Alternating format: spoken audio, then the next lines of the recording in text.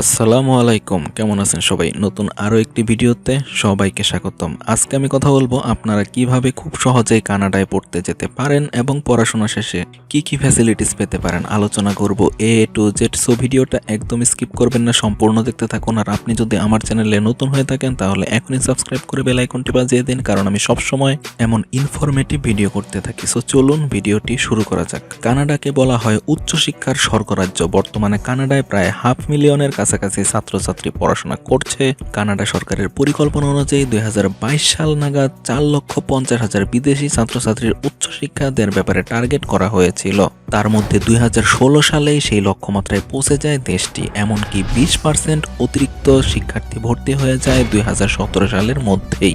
বর্তমান প্রেক্ষাপটে বাংলাদেশের যারা বাইরে পড়াশোনা করতে যেতে চান তাদের মধ্যে 85% ছাত্রছাত্রী শুধু কানাডাতে পড়াশোনা করতে যেতে আগ্রহী। এর পেছনে প্রথম ও প্রধান কারণ হচ্ছে পড়াশোনা শেষে নাগরিকত্ব, কম টিউশন ফি, আন্তর্জাতিক মানের শিক্ষা ব্যবস্থা ও অন্যান্য সুযোগ সুবিধা। তো চলুন এবার জেনে নেওয়া যাক আপনি কেন কানাডায় পড়তে যাবেন। কানাডার অধিকাংশ বিশ্ববিদ্যালয় বিশ্বের মধ্যে অন্যতম এবং বাংলাদেশ সহ সারা বিশ্বে এর সার্টিফিকেট গ্রহণযোগ্য। পৃথিবীর মধ্যে শান্তিপ্রিয় দেশ হিসেবে বেশ সুপরিচিত। এছাড়াও রয়েছে পড়াশোনা চলাকালীন পার্ট টাইম জব করার অফুরন্ত সুযোগ। আয়তনের তুলনায় জনসংখ্যা অনেক কম এবং তাদের প্রচুর মানব সম্পদ দরকার। এজন্য লেখাপড়া শেষ করে পার্মানেন্ট হওয়ার জন্য সরকারের পক্ষ থেকে ব্যাপক সুযোগ সুবিধা দেওয়া হয়। অর্থাৎ লেখাপড়া শেষে সেখানে স্কিল ভিসায় স্থায়ী বসবাসের সুযোগ থাকে। কানাডায় মাথাপিছু গড় আয় অন্যান্য দেশের তুলনায় অনেক বেশি, এজন্য চাকরিরত অবস্থায় ইনকামের পরিমাণও বেশি হয়ে থাকে। তো এবার চলুন কানাডার বেশ কয়েকটি সুপরিচিত ইউনিভার্সিটির সাথে পরিচিত হয়ে নেওয়া যাক। University of Victoria, McGill university, university of British Columbia, university of Toronto, Queens university ইত্যাদির মতো সব নামকরা বিশ্ববিদ্যালয়। সর্বশেষ প্রকাশিত বিশ্ব র্যাঙ্কিং অনুযায়ী 90%-এর বেশি কানাডিয়ান রিসার্চ স্বীকৃতি পেয়েছে। স্বনামধন্য এসব বিশ্ববিদ্যালয়ে ডিগ্রি বিশ্বব্যাপী সমাদৃত, উজ্জ্বল ভবিষ্যৎ ও কেরিয়ার গঠনে যা বিরাট ভূমিকা পালন করতে পারে। তো এবার চলুন জেনে নেওয়া যাক আপনি কানাডার ইউনিভার্সিটিগুলোতে কি কি সাবজেক্ট পড়তে পারবেন। Computer science, biology, physics, chemistry, food science, construction and resources, electronics, medical science and services, marine affairs, agriculture, economics, applied computer science, information management, aeronautical engineering, astronomy, applied geography, architectural science, civil engineering, chemical engineering, electrical engineering and environmental health, business administration, education, home economics, music, philosophy, history and religion, English, law, theatre সহ undergraduate পর্যায়ের প্রায় 10,000 বিষয় এবং post graduate পর্যায়ে প্রায় 3,000 বিষয়ে পড়াশোনা করতে পারবেন। এবার চলুন কানাডার ইউনিভার্সিটিগুলোর ইনটেক সম্বন্ধে জেনে নেওয়া যাক। অধিকাংশ বিশ্ববিদ্যালয় সাধারণত বছরের ফল সেমিস্টারে ছাত্রছাত্রীদের ভর্তি করিয়ে থাকে, তবে আন্ডার গ্রাজুয়েট কোর্সের আবেদনের সময়সীমা ফেব্রুয়ারি অথবা মার্চ থেকে জুনের মধ্যভাগ পর্যন্ত হয়ে থাকে। আর পোস্ট গ্রাজুয়েট কোর্সগুলোতে আবেদনের সময়সীমা ডিসেম্বর অথবা জানুয়ারি থেকে মার্চ অবধি হয়ে থাকে। তো এবার চলুন কানাডার ইউনিভার্সিটিগুলোর টিউশন ফি সম্বন্ধে জেনে নেওয়া যাক। কানাডার সব বিশ্ববিদ্যালয়ের টিউশন ফি একই রকম হয় না। অঞ্চল ও পড়াশোনার প্রোগ্রাম ভেদে টিউশন ফিও ভিন্ন ভিন্ন হয়। স্থানীয় শিক্ষার্থীদের তুলনায় আন্তর্জাতিক শিক্ষার্থীদের টিউশন ফি বেশি হয়। আন্ডার গ্রাজুয়েট শিক্ষার্থীদের জন্য খরচ পড়বে 17,000 থেকে 20,000 US$। গ্র্যাজুয়েট, ডক্টরাল ও অ্যাসোসিয়েট ডিগ্রির জন্য খরচ পড়বে 12,500 থেকে 20,000 US$। প্রায় প্রতি একাডেমিক ইয়ারে বিশ্ববিদ্যালয় ফি বাবদ খরচ প্রায় 15,000 থেকে 28,000 কানাডিয়ান ডলার পর্যন্ত। ইমিগ্রেন্ট বা সিটিজেনদের জন্য এই খরচ 4,000 থেকে $7,500 পর্যন্ত। কিছু কিছু বিশ্ববিদ্যালয় আবার আরো অনেক কম বেতন, যেমন 8,000 থেকে $14,000। সাধারণত এসব বিশ্ববিদ্যালয় একটু ছোট শহরে অবস্থিত হয়, তাই ক্যারিয়ারের দিকে সুবিধা কম থাকে, কিন্তু ভালো দিক হলো খরচ অনেক কমে হয়ে যায়। তো এবার চলুন কানাডার ইউনিভার্সিটিগুলোর স্কলারশিপ সুবিধা সম্পর্কে জেনে নেই। কানাডার বিশ্ববিদ্যালয়ে পড়তে যেতে আগ্রহীদের বিভিন্ন সরকারি বা বেসরকারি প্রতিষ্ঠান শিক্ষার্থীদের স্কলারশিপের ব্যবস্থা করে থাকে।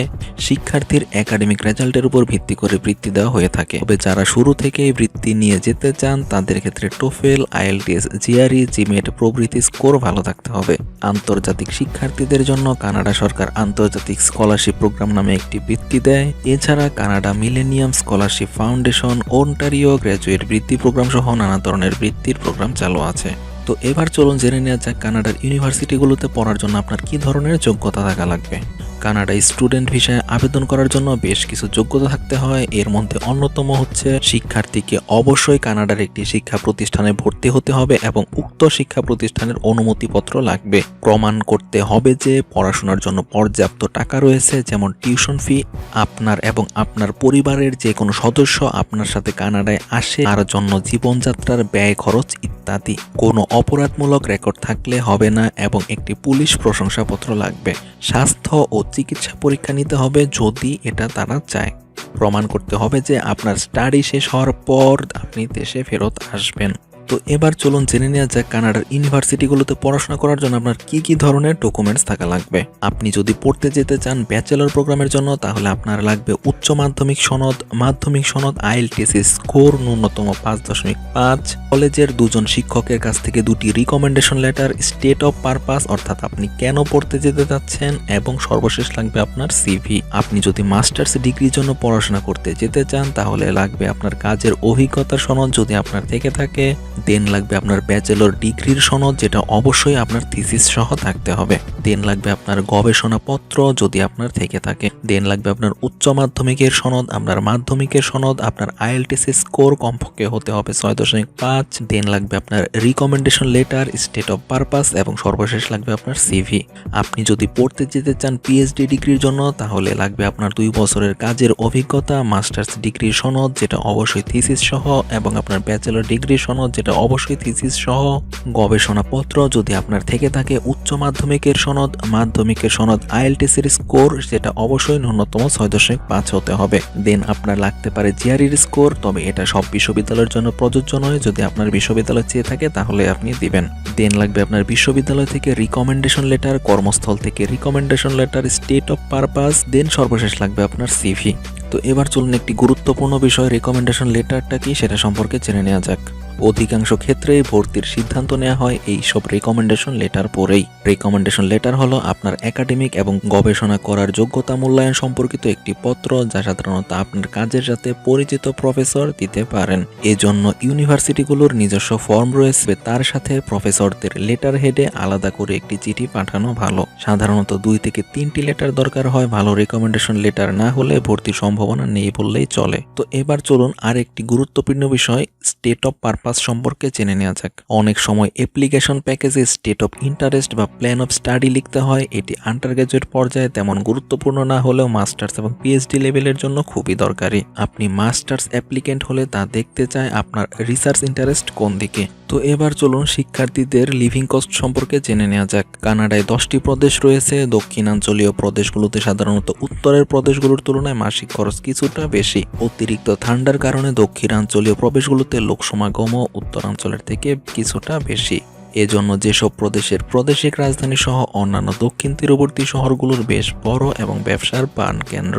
জীবনযাপনের মান যেখানে ভালো সেখানের খরচটাও একটু বেশি। গড় হিসাব করলে একজন শিক্ষার্থীর মাসিক খরচ মোটামুটি $1000 থেকে $1200 মধ্যে হয়ে যায়, যা শিক্ষার্থীরা পার্ট টাইম কাজের মাধ্যমে খুব সহজেই উপার্জন করতে পারেন। তো এবার চলুন আমরা জেনে নিই পার্ট টাইম জব এবং পিআর ফ্যাসিলিটি সম্পর্কে, অর্থাৎ আপনি স্থায়ী নাগরিকত্ব পাবেন কিনা। পড়ালেখা চলাকালীন পার্ট টাইম চাকরি করার সুযোগ রয়েছে। তাছাড়া কোঅপারেটিভ পদ্ধতির মাধ্যমে সরাসরি যে কোনো কানাডিয়ান কোম্পানিতে ইন্টার্নশিপ এবং ফুল টাইম চাকরিও করা যায়। এসব থেকে আয় করা অর্থ দিয়ে সহজেই শিক্ষার্থীরা সেমিস্টার ফি পরিশোধ করতে পারেন। তাছাড়া মাল্টিকালচার, সহজ ইমিগ্রেশন, শিক্ষা পরবর্তী কাজের সহজ পলিসি থাকায় শিক্ষা জীবন শেষে চাকরিতে 5 বছরের মধ্যেই রয়েছে স্থায়ী নাগরিক হওয়ার সুযোগ। তো এই ছিল আজকের ভিডিওতে। এরপরেও যদি আপনাদের আরও কোনো কোশ্চেন থাকে আমাকে কমেন্ট বক্সে জানাতে পারেন, আমি অ্যান্সার করার চেষ্টা করবো। সবাই ভালো থাকবেন, খোদা হাফেজ।